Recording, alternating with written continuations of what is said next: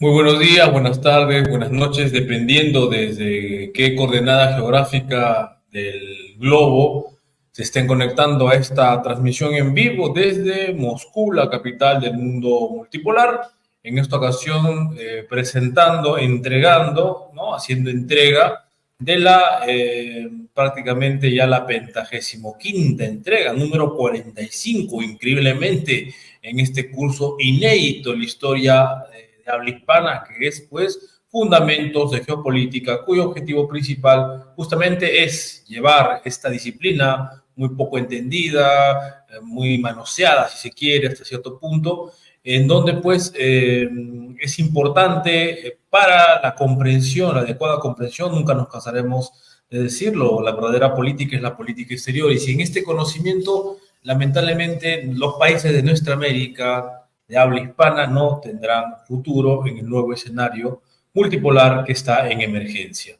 Para eso se necesita tener claro el horizonte y para eso pues sirve esta disciplina que lamentablemente ha sido muy descuidada en nuestras universidades, incluso en nuestras Fuerzas Armadas, y es un esfuerzo internacional en aras pues de llevar esa perspectiva dentro de lo que es el análisis internacional, muchas veces regido por el internacionalismo jurídico, pero como ustedes bien saben, no es la ley la que hace el poder, es el poder la que hace la ley. Entonces, en esa perspectiva es importante pues asumir una perspectiva realista, crítica, estratégica sobre el nuevo acontecer mundial del siglo XXI, y para eso el marco teórico que ha desarrollado a lo largo de su larga trayectoria como intelectual, como geopolítico, el profesor Alexander Dugin, la multipolaridad es la categoría, es la gran categoría geopolítica de esta centuria.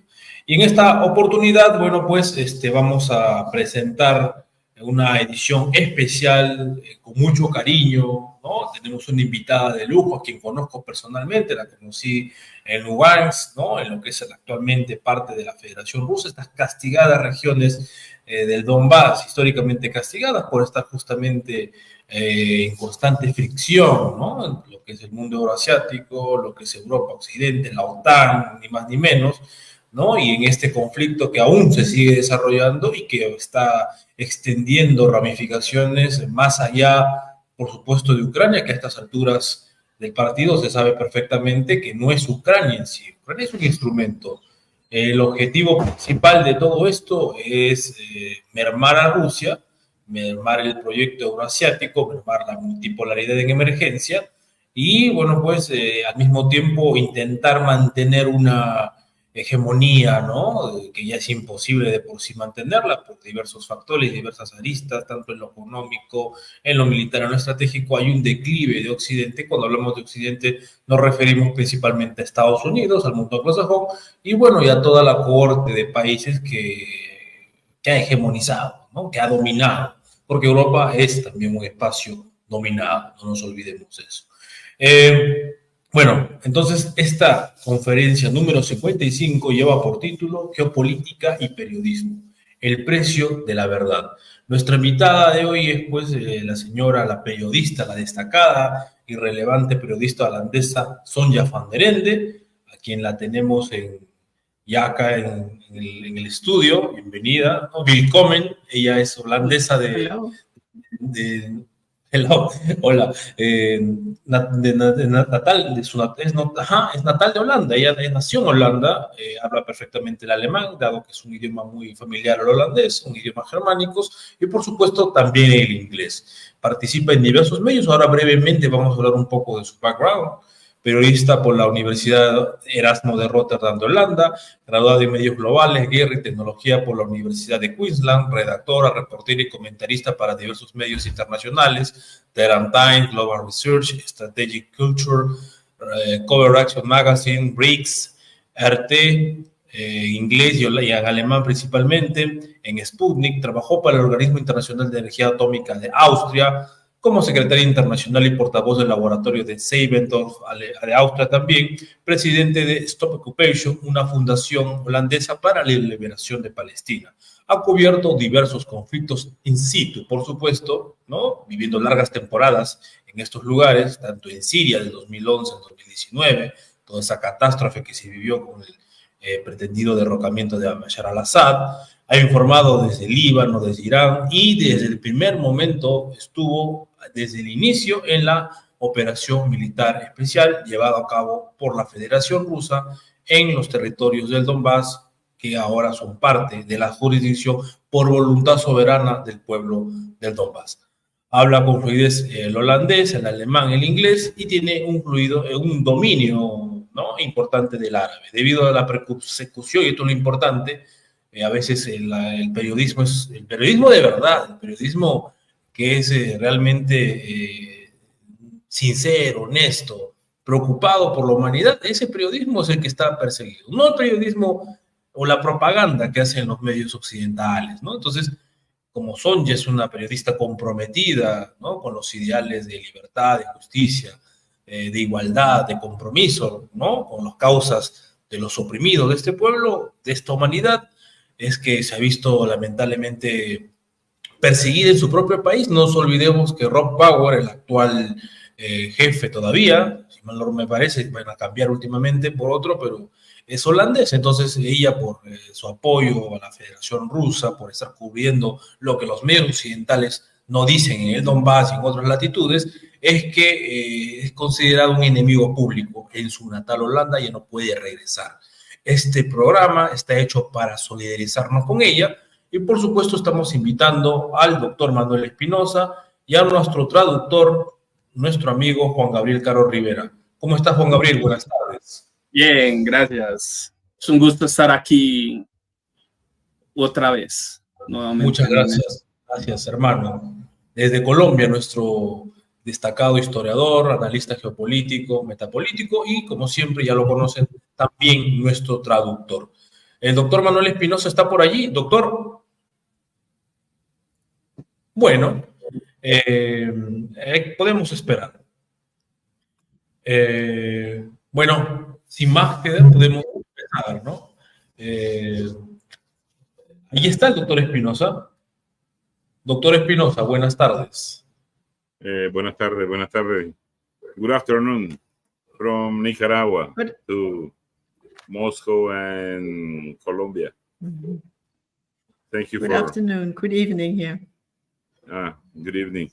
It's a great pleasure for us that you have accepted our invitation, and we are with great expectation but what you are going to tell us about geopolitics and journalism. So welcome to our course on geopolitics based on the book of the great scholar as Alexander Dugin is. Welcome again. Thank you. Muy bien. Bueno, entonces agradecemos a todos los invitados, a toda la audiencia, a todos aquellos que hacen posible este curso, y podemos dar la palabra a Sonja van der Ende. Let's go, Sonja van der Ende, please. Okay, hello. Well, good evening. Nice to be here in this evening to meet you all here. Thank you very much for the invitation. Yeah, what can I say? I'm here in Moscow, as you all know. I'm an independent journalist, a geopolitical commentator. And I am been to the Donbass many times, about 10, 12 times, I think. Since the start of the special military operation, I've been there.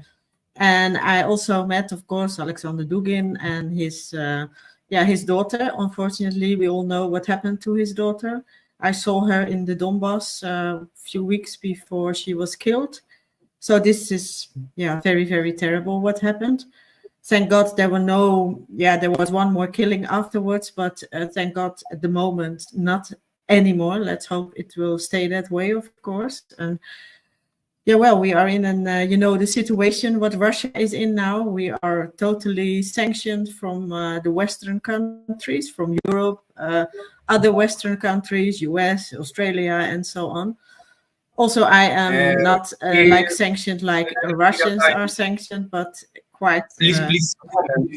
Wait a moment for translate your speech. Okay. Okay.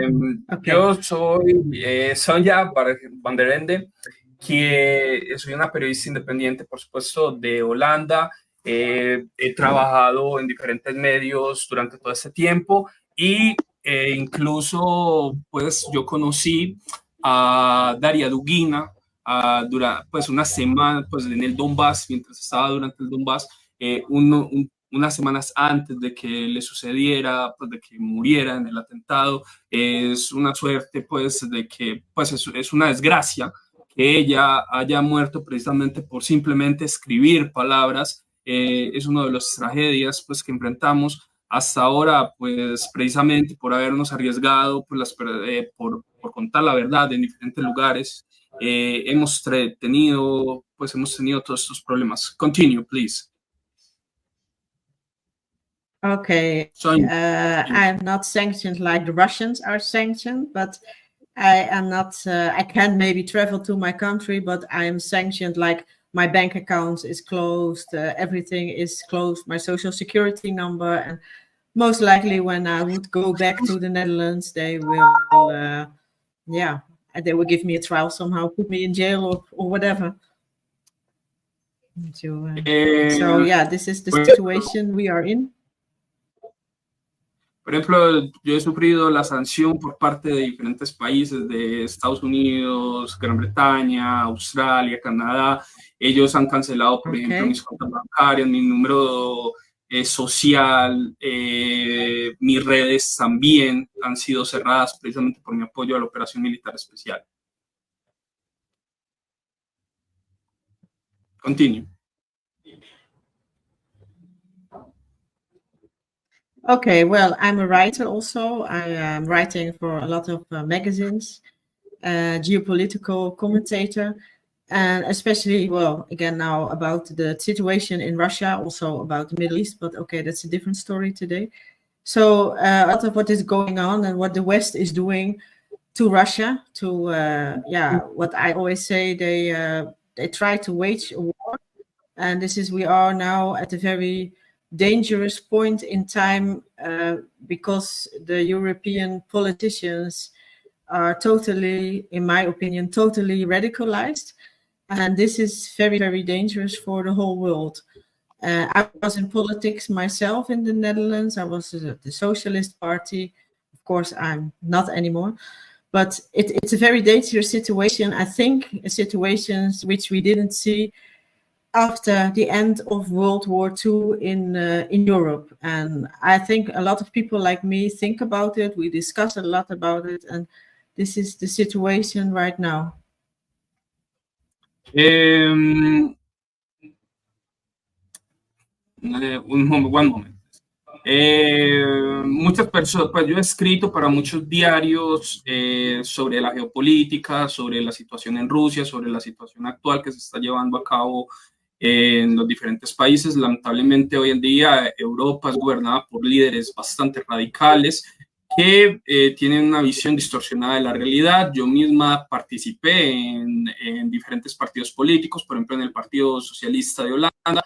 Hoy en día ya no participo en ello, pero como he observado, muchos de nosotros, incluyendo, pues, como he hablado con muchos de mis amigos, estamos en una situación cada vez más radical y en un momento que se asemeja cada vez más a la Segunda Guerra Mundial o a los antecedentes de la Segunda Guerra Mundial.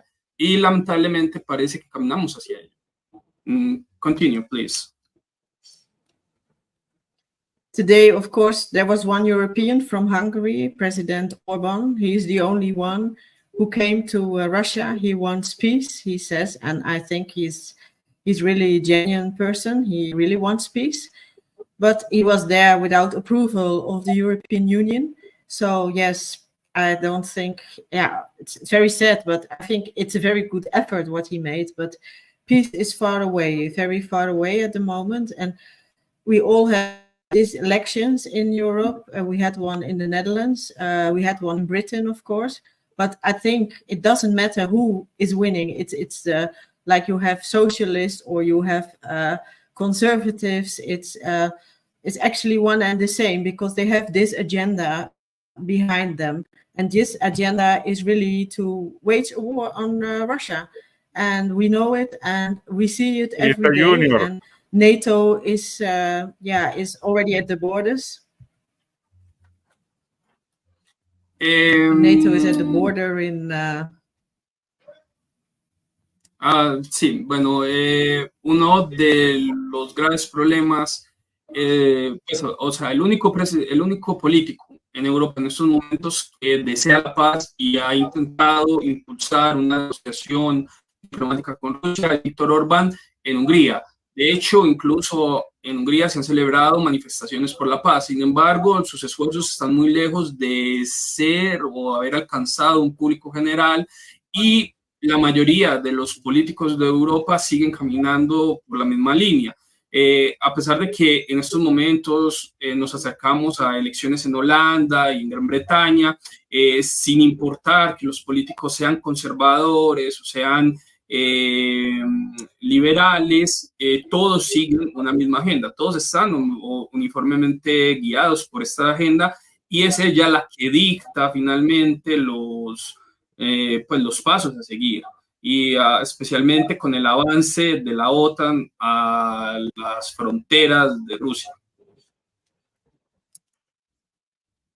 Yes, and this is, of course, terrible. I think now they're only threatening. We don't know if they really try or really will do it, but they are threatening. And this is already very bad, of course, what we see happening every day. And also, we know we have the upcoming election in the US. My opinion is that it will not make a difference. Of course, they all think, okay, Trump, when he will win, it will be terrific and he will do very good for Russia. Well, I think they have the agenda behind them, and this is what they have to do. And I think if it's Trump, if it's Biden, or they put somebody else instead of Biden, it's all the same agenda. And we can see that in elections in, for instance, the Netherlands. There's a right-wing person, Geert Wilders. He told before the election, he told everybody, oh, I will stop the weapon flow to Ukraine. But of course, now he is in power and he will not do it, like what happened also in Italy. Pues la agenda que siguen estos políticos es la misma para todos. En estos momentos se ha discutido mucho sobre las diferentes tendencias políticas que hay en los diferentes países, especialmente en las encuestas por las elecciones de Estados Unidos. Pero pues, se ha hablado mucho sobre el problema de quién ganaría las elecciones, si Biden o Trump. Algunos en Rusia consideran que la victoria de Trump sería mucho más beneficioso para Rusia. Sin embargo, yo pienso que realmente no hay mucha diferencia entre Biden o Trump, porque al final siempre existe una agenda detrás que los va guiando, y sin importar cuál de los dos gane, pues esa agenda se va a mantener. Eso ha pasado, por ejemplo, en Holanda, donde Geert Wilders, el líder del partido, pues de los partidos de la libertad holandesa, durante su época de oposición, fue un crítico de la guerra de Ucrania y hablaba contra el envío de armas. Sin embargo, ahora que él está en el poder, ha firmado y ha enviado armas contra a Ucrania. Lo mismo ha pasado, por ejemplo, en Italia con Meloni, que ha continuado con la política de la OTAN. And we see now that, the US, they are losing on the battlefield, the Ukrainians. We all see that, and we know it. I know it from a long time before. What I said, I was many times in the Donbass. And I remember now 2 years ago, it started with the HIMARS from the US. This is where it all started, with the weapons from the West. And the HIMARS were not, put on the battlefield. No, they were killing a lot of people in Donetsk city, and children, adults, old women, old men. And they always say in Europe and the US that these weapons are to defend themselves against the Russians on the battlefield, which is not true. Por ejemplo, yo he estado varias veces en Ucrania, he estado muchas veces en el Donbass visitando el lugar y viendo el terreno, de cómo se ha comportado. Recuerdo mucho cómo hace unos años, hace 2 años, antes de que comenzara el actual conflicto, Ucrania solicitaba armas a los Estados Unidos pidiendo que estas armas serían para la defensa de su país, pues para su defensa de la población y demás. Sin embargo, eso no es verdad, pues todo este armamento ha sido usado contra la población rusa, contra los niños, contra las mujeres en la zona. Continue, Sonia. And we also see now, that the US knows that they are losing on the battlefield, and Europe does too. So they are now conducting terrorism. We saw already Crocus here. That's not far where I live here. That's a big shopping city and theater, and we know what happened there. This was terrible. But recently it was in Crimea. Crimea all the time is attacked. But this was huge. There was people on the beach there, and even children died there. And of course in Dagestan, but I think the Crimean one was very clear that it was the Americans behind it, because they distinguished the rockets, what was there, the atoms, and also there was a plane, an American plane before the rockets came, and a US plane. So it was clear, it's obvious that the US is behind this terrorist attack. Por ejemplo, ahora que Ucrania está perdiendo el campo de batalla, está perdiendo la guerra en el campo de batalla, ha comenzado una campaña terrorista en contra de Rusia. Esto se ha notado, por ejemplo, en los diferentes atentados que han sucedido en este país en el transcurso en estos últimos tiempos. Por ejemplo, en el del estadio del Crocus, que está cerca donde yo vivo, sucedió, pues, o sea, había niños incluso ahí que fueron traumatizados por la experiencia. También esto ha sucedido, por ejemplo, en Daguestán, en donde se han lanzado ataques terroristas en varias zonas de la República Federativa. Perdón, excuse me, please, for a second. Y esto, pues, o sea, esto obviamente es causado por los Estados Unidos, que ha realizado, pues, estos ataques de bandera islámica. Continue, Sonia. Okay, and with this is what they are doing. The US is doing this because we are now going to a multipolar world, and they will do everything and anything to win, to stay, at the unipolarity. And we saw it already. I was in Syria a few years, and I saw the war there, and it was even more barbaric, I must say, than in the Donbass. But we also saw, and we still see, that the US is using terrorists. They made ISIS, Daesh as they call it in Arabic countries. They supported all the other groups, but especially Daesh was made in Camp Bucca in Iraq. There all the ex-soldiers from the Iraqi army went to, and there is where they got radicalized, and the CIA was there and so on. So we know the US is playing the terrorist card, and they did it in every country. And now I think the last country, that's my opinion, is Russia. They after Russia for years already, but now we see it happening. Bueno, los Estados Unidos han comenzado a usar la carta del terrorismo en contra de sus enemigos. Yo estuve, por ejemplo, en Siria, observé mucho Siria, vi cómo gran parte del armamento de los Estados Unidos se pegaba a los grupos. Muchos de estos grupos eran muy radicales, pues eran grupos muy radicales que existían ahí. Muchos de ellos, por ejemplo, como sucedió con el Daesh, que surgió pues en las prisiones, pues, o sea, por parte de exprisioneros del ejército iraquí que fueron armados y radicalizados por los Estados Unidos. Luego realizaron, por ejemplo, toda clase de ataques en la zona.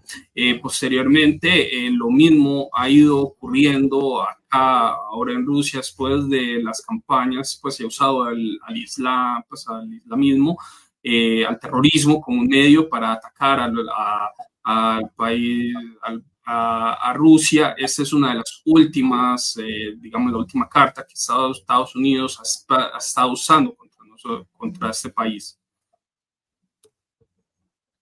Continue, Sonia. Okay, and we see it, that they try it actually also maybe in the South America. We see Venezuela, we see the sanctions there and other countries.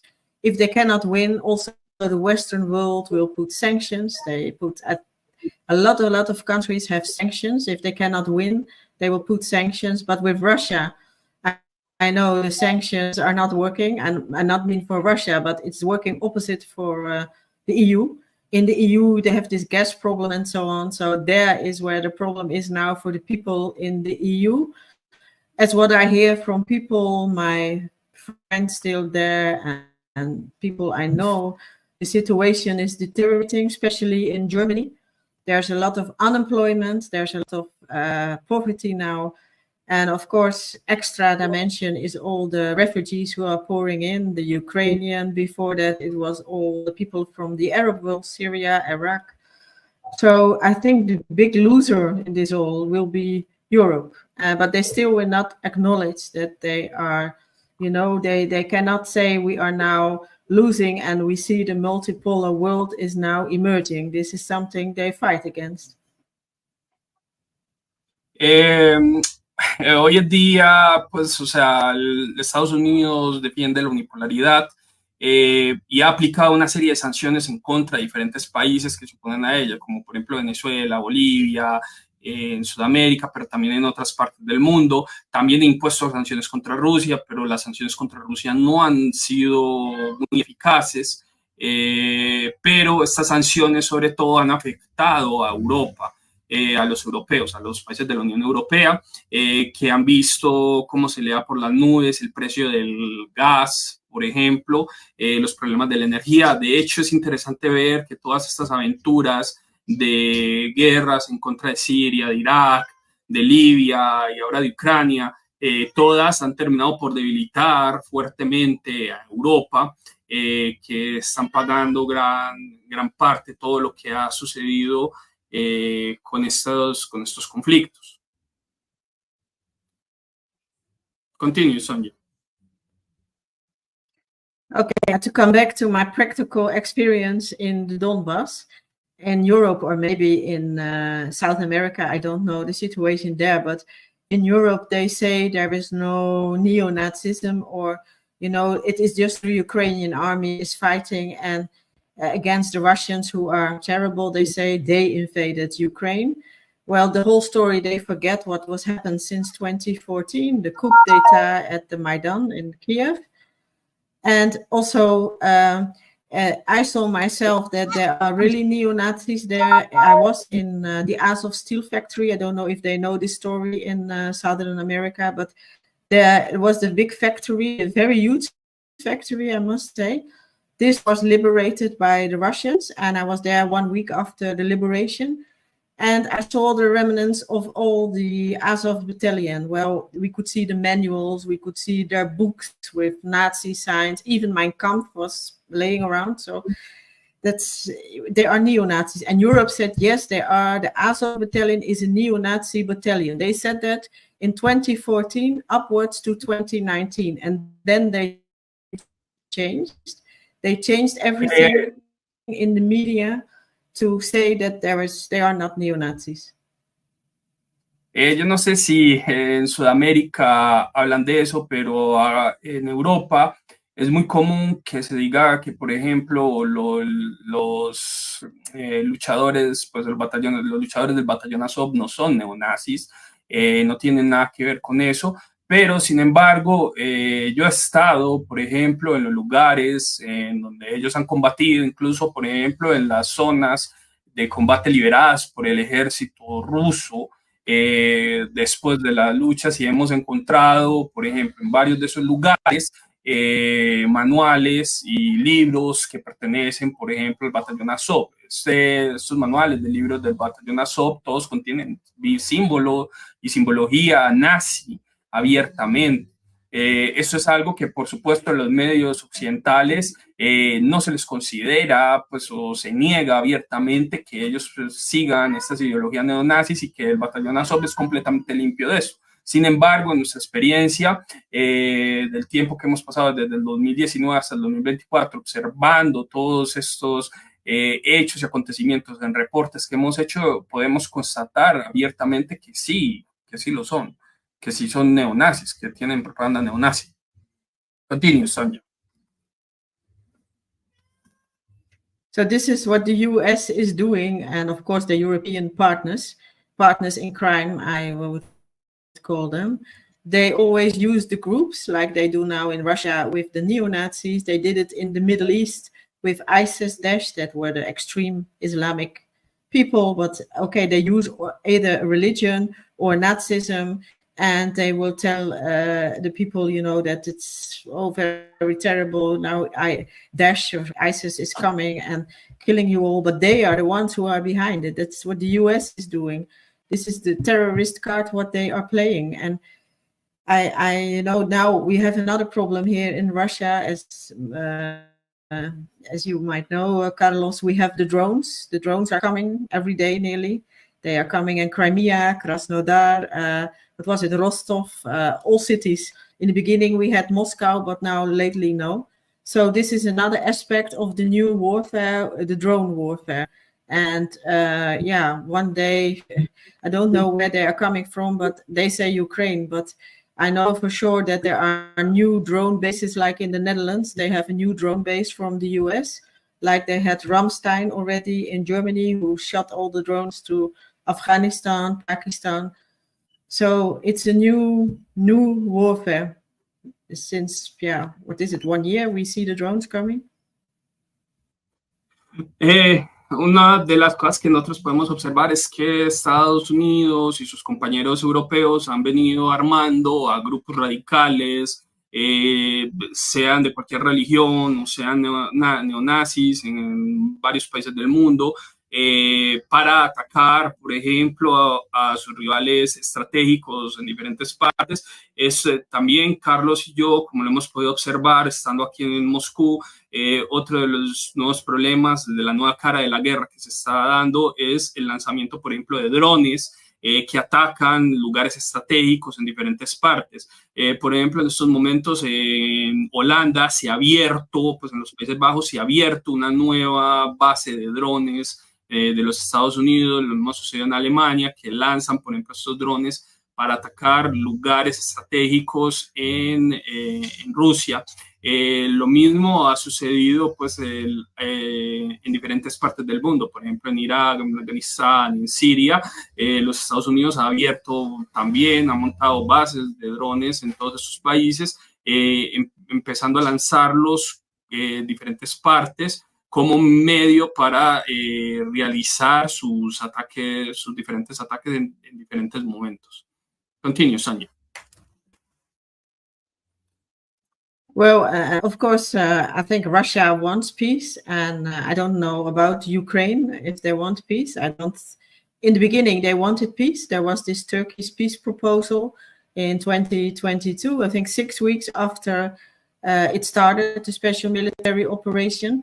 But the EU said, especially it was the ex-prime minister of the UK said, no, we will not have this done because we cannot give you security, Ukraine.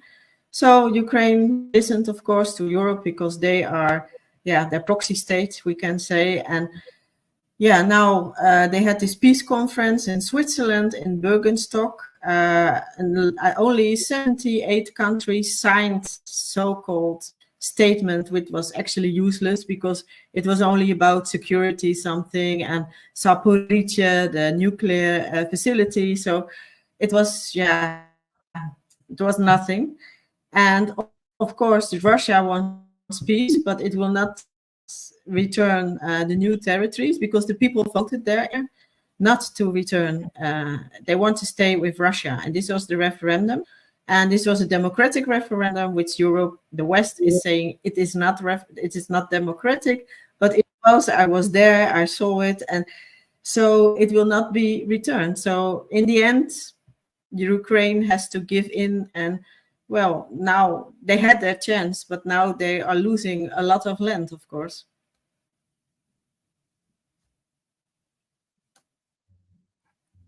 Bueno, Ucrania se ha convertido en un estado proxy, pues en un estado al servicio de todos estos países.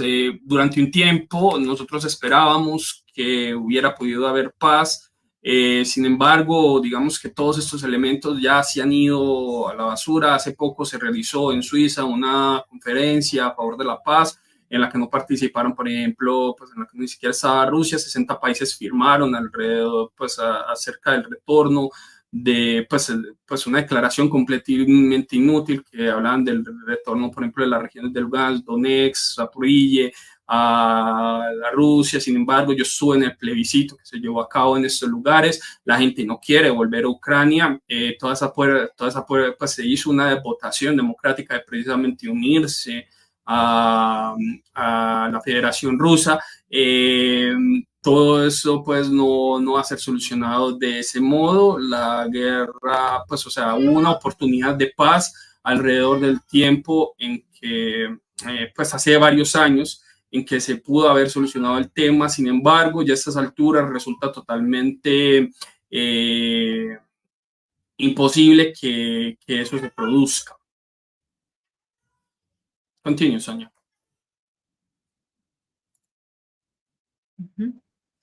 So yeah, to conclude a little bit, Europe is the big loser, or the West will be the big loser, but especially Europe. I mean, the US has no interest really in Europe, only interest in business and the gas and so on. But the big loser will be Europe, because they are now having somehow a proxy war with Russia, or, you know, it's crazy, because we already had the war in 45, of course.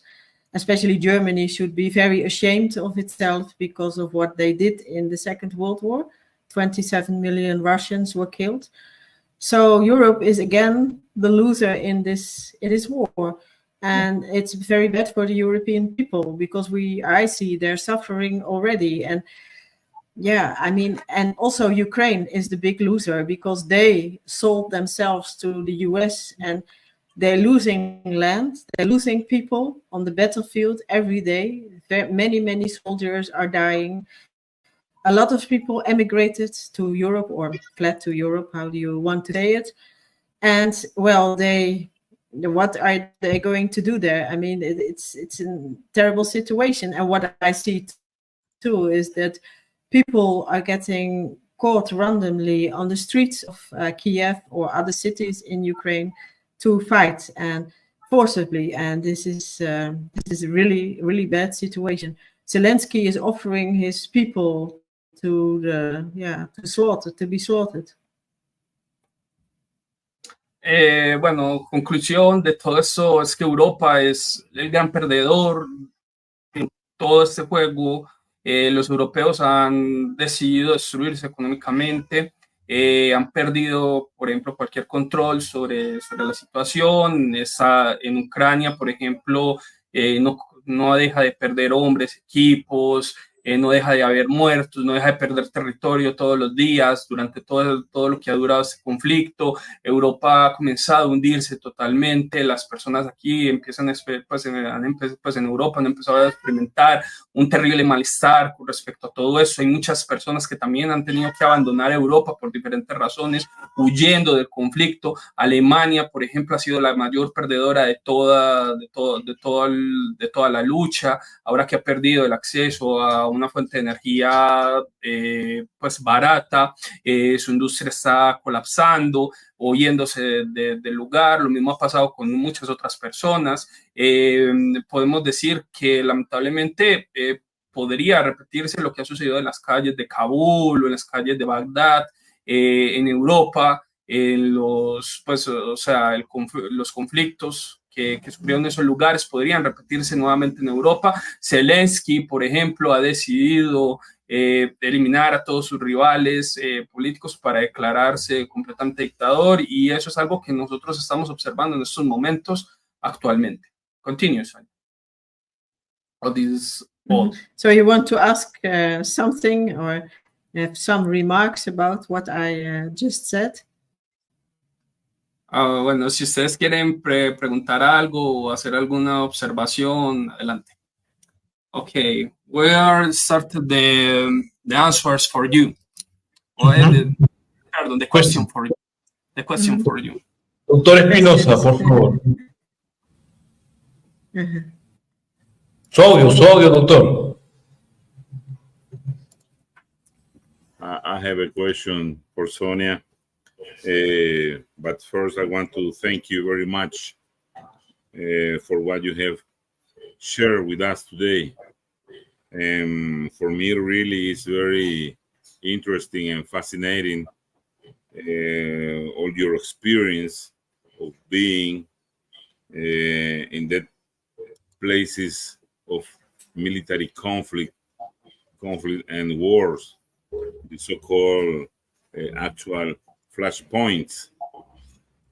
And Sonia, as you know, the political and ideological geopolitical map in Europe is quickly changing. So please let me ask you the following question and request. Can you make a full picture about the recent elections in European Union, in France, and in England, the United Kingdom? What about the ultra-right wings parties that are gaining political power in this moment?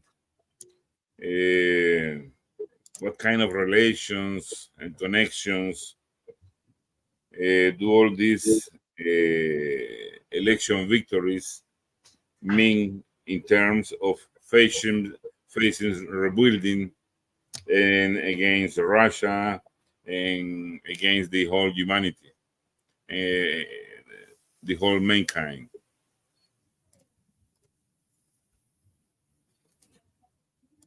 Well, I think it's what I said before, like we saw Italy, they are now having a right-wing government. My own country, the Netherlands, is having sort of a right-wing government. It's a mess there, but okay. But the problem is that they are promising a lot before the elections, and once they are in power, they usually have to follow this agenda from the EU, from NATO, or whatever who is behind it, to deliver still the weapons to Ukraine. We see Italy doing it. The Netherlands already said, yes, okay, we will continue this. Germany, maybe Alternative für Deutschland will come. I don't know their position exactly, but I think they will be forced in the end also to do it. And another big problem is, of course, from all these right-wing governments, usually they also are Zionists. So they are against the solution in the to have Palestine have their own state. So this is another problem. In the Netherlands, they are a very staunch Zionist, which we have now. And the solution with Russia, what I said, they will still deliver their weapons, and I see the same happening in the US. So I think once they, the political parties, I think we need a whole new concept in Europe.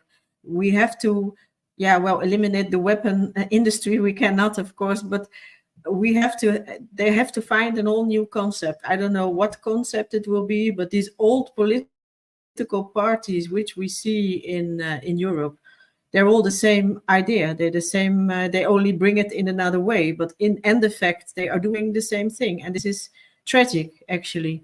So maybe they say they will want to have peace with Russia. We see a few from Alternative für Deutschland coming. From France, they were there. Netherlands, no one, unfortunately, but Italy, some. But in effect, they listen to the EU, and the EU is the big problem, and the NATO, of course, is also the big problem, because we have a very stance. What can I call Ursula von der Leyen? I mean, she's a radical type. She is like she is governing Ukraine. This is how she is behaving. So this is the whole problem, what we have. Bueno, perdón. El doctor Espinosa le preguntó sobre si pues actualmente se está produciendo un cambio político en Europa con todo lo que, pues con todas las elecciones que se están llevando a cabo actualmente, y le preguntó si esto implica un cambio dentro del aspecto del conflicto en Ucrania que se está librando actualmente. Sonja responde que no, debido a que el problema actualmente es que la Unión Europea y los políticos que la representan, sean en cualquier parte de esta zona, están completamente influidos por una agenda, y esta agenda no cambia sin importar cuáles sean los partidos que lleguen al poder. Un ejemplo clásico es el de Italia, en donde el actual gobernante hizo una campaña en contra de la guerra de Ucrania, en contra del envío de armas. Sin embargo, al llegar al poder, cedió completamente y apoyó el conflicto en Ucrania. Lo mismo se aplica a diferentes partidos. Por ejemplo, en Holanda, pues que es mi país natal, hay un gobierno, pues actualmente en dominio de coalición entre la derecha y la izquierda, con el de Wilders. Pues Wilders tiende un poco más hacia la izquierda de lo que parece. Sin embargo, Wilders en su momento también demostró escepticismo hacia el conflicto en Ucrania y la guerra. Eso, sin embargo, cuando llegó al poder, pues no funcionó. Todo continuó el conflicto. Lo mismo ha pasado.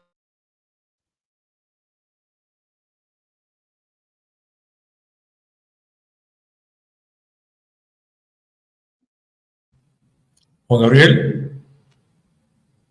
Bueno, creo que ahí está otra vez. Juan Gabriel, sí. Perdón. Lo mismo va a pasar incluso si llega al poder Alternativa para Alemania. ¿En qué punto Alternativa para Alemania se ha mostrado muy contrario a los problemas pues a todo lo que ha sucedido con la OTAN y Alemania? Sin embargo, cuando lleguen al poder, todos ellos se van a ver presionados a continuar con la misma agenda. El problema es la misma UE. La Unión Europea es un problema en sí. Nosotros tenemos un montón de, una industria armamentística que está produciendo constantemente armas y enviándolas a estos lugares de conflicto. Creo que es necesario que haya una transformación total del sistema en Europa, deshacernos de todo este problema de las armas, de los partidos políticos. No estoy seguro cuál sea el sistema que vaya a reemplazar eso, pero sin embargo, el actual sistema tal y como existe no nos va a llevar a ningún lado. There is another question for well, first time, thanks a lot for you, Sonja, for this your testimony. Thank you. I have a question for you. Two questions in reality. What drives you? Okay. What drives you to keep revealing the truth in spite of so many arbitrary measures taken against you? Well, I think I was like that. I try to write the truth, because the journalism is that in the Western world. I don't know what they write. They write a political agenda from the right or the left, or that's what they do. They copy the articles. Also, when the US writes something, and next day it's in the Tagesschau in the Netherlands. It's everywhere the same. So I think that's very wrong.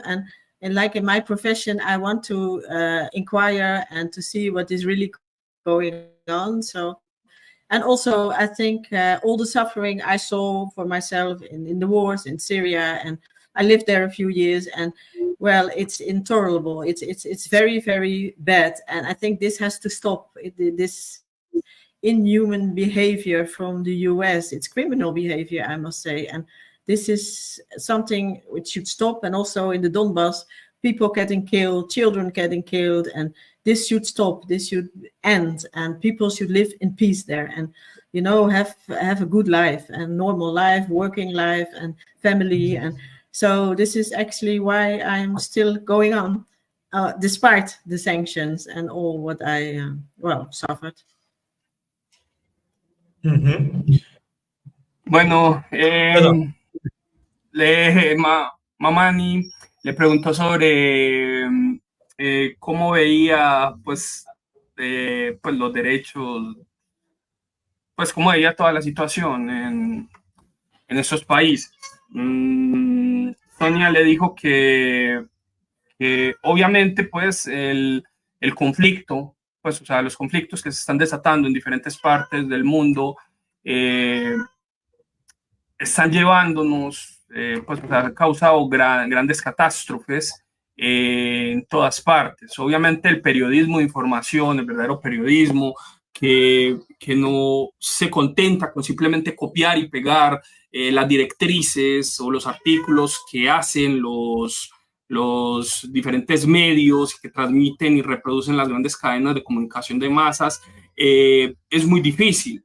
Y ir a todos estos lugares en conflicto precisamente te abren los ojos, sea en Siria, sea en Ucrania, sea en diferentes partes, en Irak.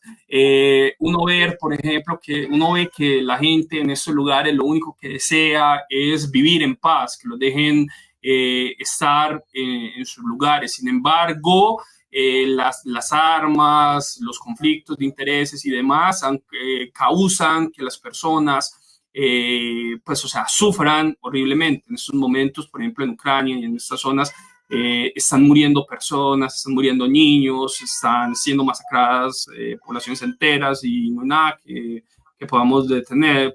Y todo esto tiene que parar, tiene que detenerse actualmente, y esa es precisamente la razón por la que yo continúo realizando este trabajo sobre lo que está sucediendo en estos lugares, y ese es precisamente mi deber, la razón por la que continúo. ¿There's more? Y my last question, please. What is your message to the Latin American people, Sonja? Please. I think, what you all heard now, it's, I will not say we should fight the US, but we should fight what they are wanting. We should have real a multipolar world, and this is what Russia wants, and I think a lot of countries in Africa and so on. And I think always take an example of Venezuela. This is they have a real socialist government, something which is not in Europe. I was a socialist, and I think they're doing the right thing. They support Russia, also support the Palestinian people, and this is a real social system we should have in the world. And I think you should free yourself from Western influence. I mean, not free totally, but not listen to these crazy things what comes from the US. And you must fight for your own freedom there and your own sovereignty, and not be influenced by the US or the Western world. Well, for the people in Latin America, it's of course the US, it's close by. And we always know the US is doing coup d'etats, color revolutions, everything. And we must not fight, but fight in our own way to stop this madness, to stop the US doing these all things. They should care about themselves and not tell other people in the world how to live, what to do. And so keep on your fight and be a sovereign country, I would say. Sobre de pronto que pensaba Mamani, de pronto que pensaba sobre, o extrañaba más de las personas de aquí de Sudamérica. Sonia dijo que tenía que ver mucho con el hecho de que, por ejemplo, ella ha visto, por ejemplo, los gobiernos socialistas que han llegado, por ejemplo, al poder en Nicaragua, en Bolivia, en Venezuela, estos gobiernos, por supuesto, han tomado una visión muy socialista sobre las cosas, no han decidido apoyar, por ejemplo, la locura que actualmente están llevando a cabo los países europeos, los Estados Unidos. Han apoyado, por ejemplo, a las personas de Gaza, a los palestinos, han intentado detener, por ejemplo, el conflicto en Rusia. Creo que Europa debería aprender de ello, pues a pesar de que los países latinoamericanos, pues sudamericanos, no están exentos de la influencia de estos países, pues, o sea, de la OTAN o de Estados Unidos. Sin embargo, no se han entregado de forma tan radical como los países europeos a todo eso. Creo que los europeos deberíamos aprender precisamente de esas actitudes que reflejan un verdadero socialismo. Yo fui socialista, o estuve dentro del socialismo holandés, y veo que ese es precisamente pues una de las cosas que debemos valorar acerca de la política de los países latinoamericanos. Okay. What's more? Yes, Juan Gabriel, I have a question also for Sonia. Okay, let me put in this perspective. I understand that the European ultra-wing elite is coming and positioning in power. But my question is, how do you think, how deep its ideology is rooted in European people? As to repeat the bloody war that the Nazis Germany carried out from 1939 to 1945.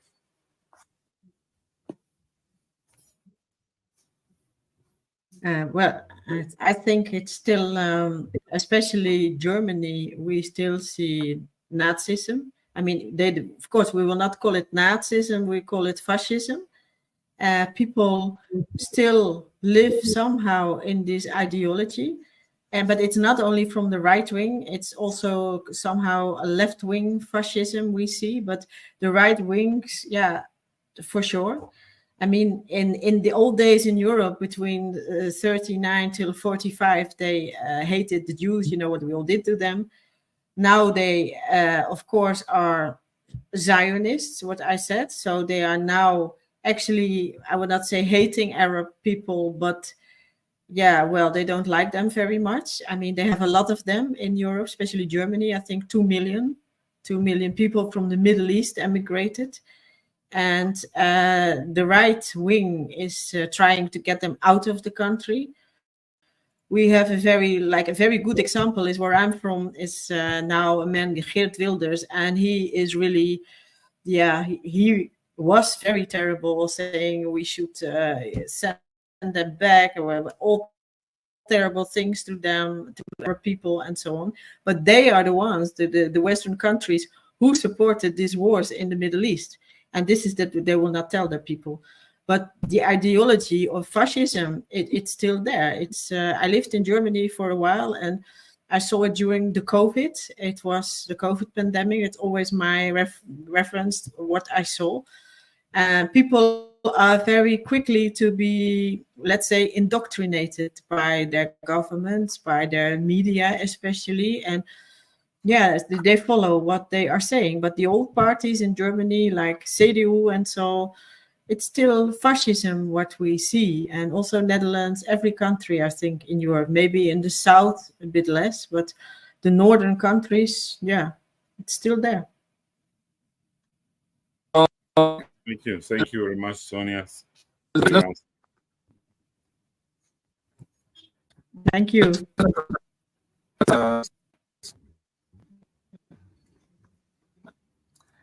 Lucas Espinosa preguntó acerca del extremismo de la derecha, pues de la extrema derecha en Europa y cómo esto se mueve. Entonces Sonia le dijo que sí, obviamente existe un extremismo de derecha, fascismo de derecha, pero también hay fascismo de izquierda en Europa en estos momentos. Esto es cada vez más común dentro de gran parte del ámbito social, se nota demasiado, por ejemplo, en el crecimiento de los partidos de extrema derecha en varios países, en diferentes partes, por ejemplo, en Alemania o en Holanda. Un ejemplo de eso es, por ejemplo, Geert-Wilders, que Geert-Wilders, por ejemplo, en estos momentos, pues, representaría una forma de fascismo. Gran parte, por ejemplo, de eso se debe al crecimiento de muchos.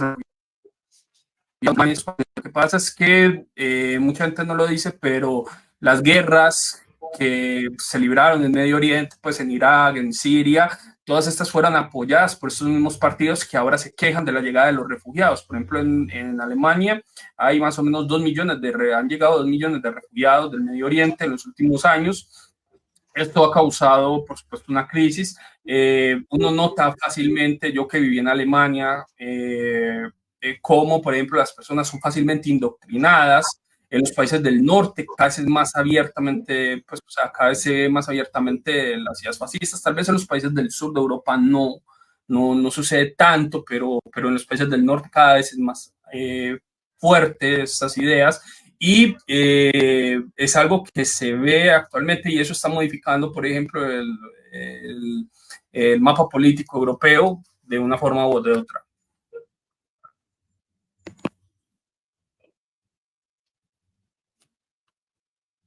Carlos. Bueno,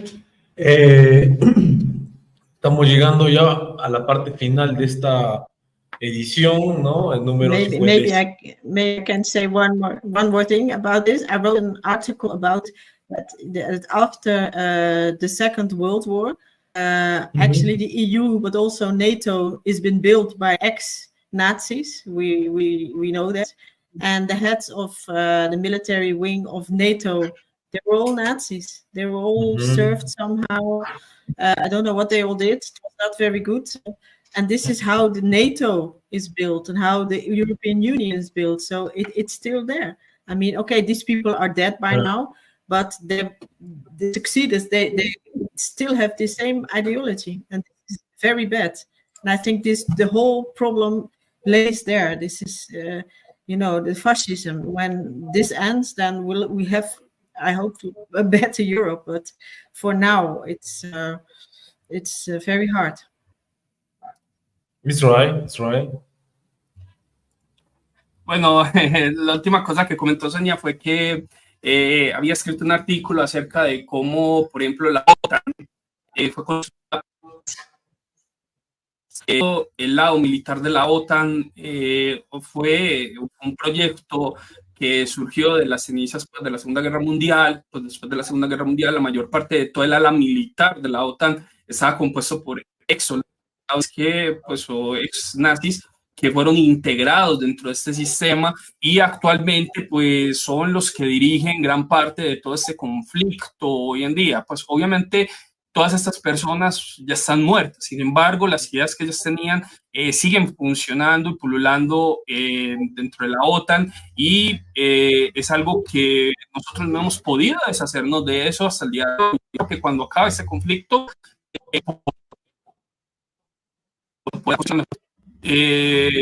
eso es la realidad de lo que estamos enfrentando. Muy de acuerdo. Sí, a veces para entender el presente no se puede uno desconectar del pasado, ¿no? Nada, ni quilis ni quilo es, nada surge de la nada, y la OTAN, por supuesto, es una estructura militar que tiene mucho que ver con lo que mencionaba Sonia, que es pues el nazismo. Por lo menos sus más altos exponentes de inteligencia, como el señor Reinhard Gehlen, el señor Heusinger, Adolf Heusinger, o sea, por decir algo.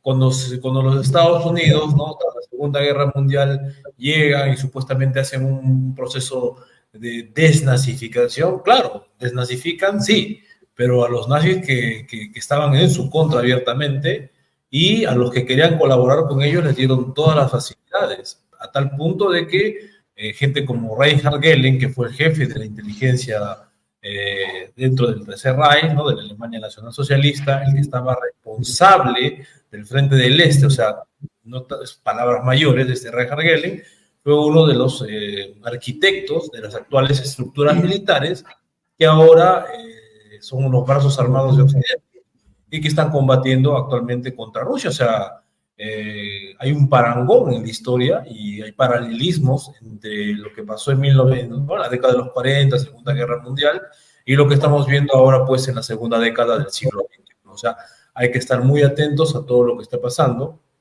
porque al final de cuentas, la historia se está repitiendo, ¿no? Una vez más, vemos cómo Occidente, al mando, ¿no?, de países liderados por los anglosajones, están haciendo lo que en su momento, los germanos, sajones, la Alemania nazi en su momento también lo intentó. Entonces, hay que estar muy, muy atentos y no perder de vista la cuestión histórica y estos paralelismos que estoy mencionando y que son ya bien expuestos, ¿eh?